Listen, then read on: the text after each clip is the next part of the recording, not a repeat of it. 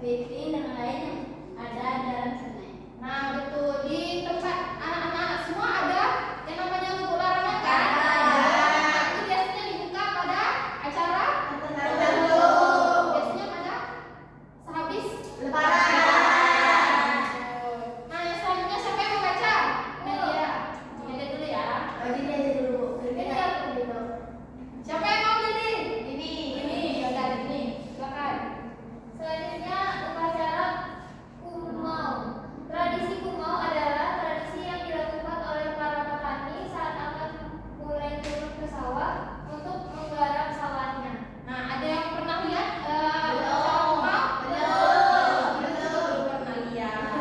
Nah, upacara Kumau ini biasanya itu dilakukan oleh para petani. Mereka turun ke sawah, biasanya itu membaca doa guna untuk meminta kepada Yang Maha Kuasa supaya panennya baik dan berlimpah. Selanjutnya itu siapa yang membaca? Sela, silakan.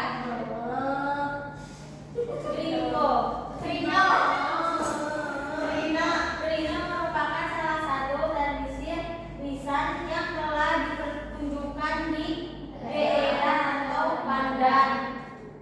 Kesenian ini berupa menyanyi bantuan lama yang diiringi musik tradisional seperti tiul atau biola, dengungan panjang, gendang, dan gong kayu. Nah, ada yang pernah dengar musik Rino ini?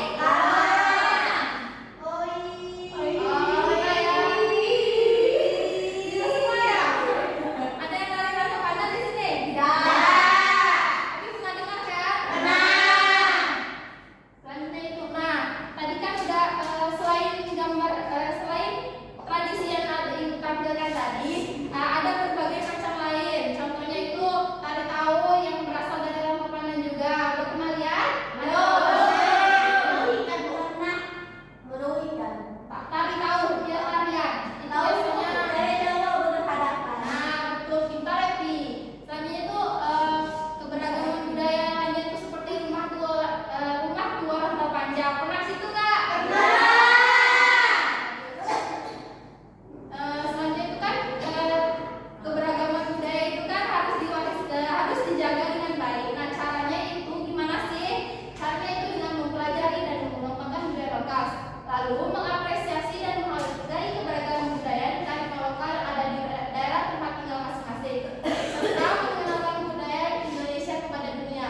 Nah, sekarang ibu mau tanya, di tempat anak-anak tinggal, apakah ada contoh keberagaman budaya dan kearifan lokal yang masih ada sampai saat ini? Tidak tahu. Selain itu, nggak ada. Mbak Melia, apa bu? Contoh keberagaman budaya yang ada di daerah Mbak Melia tinggal? Nggak tahu. Oh iya.